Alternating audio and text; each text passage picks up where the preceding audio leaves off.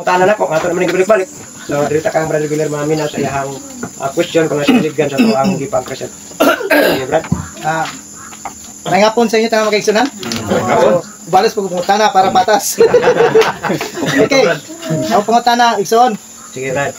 Pag-ingon ni Kristo dre sa Juan 14:16, and I will pray the Father, and He will give you another helper that He may abide with you forever. Sakto ba niyo sa'yo? Sakto. Asa? Sakto yan. So, para sa imo, unsay meaning sa another? Meaning sa another? Lahi nga form. Lahi nga form? Di, unsay meaning ba ka nang? Lahi, kaya another man. Another. Okay. So, motuod ka, wala mo ni masayap dali sa Juan 14:16, nga nade another beside Jesus. Una, kaya duha man ang iyang personality. Duhay. Mabasa ba dahil? Duhay yung personality. Oh, mabasa. Dili sa 14:16. Huwag niya mo sa dyan basahon, di ko basa. Sama ko sa imong argumento ka ganina, nga dili mo basa litra por litra, pero in context, makasagot ka. So, dili nakasupak nga nay another beside Jesus. Oh, another form. Another. But not another being, separate kang Christ. Another person. Yeah. Okay, another person. So, next. Yung ganyan walay Father, Son, Holy Spirit. Dili, Father at Son lang. Mabato ako na, pero Lagyan ko walay. ang Holy Spirit is Jesus na yun.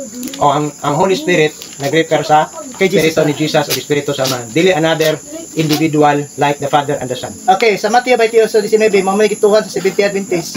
Go therefore and make disciples of all the nations, baptizing them in the name of the Father, and of the Son, and of the Holy Spirit. Ang pangutana, nganong nagbulag man silang duha dire?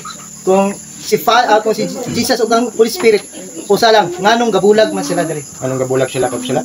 Dire sa pagbuhat sa pagkuha sa bersikulo, nganong bulag sila? Anong bulag Father, Son, Holy Spirit.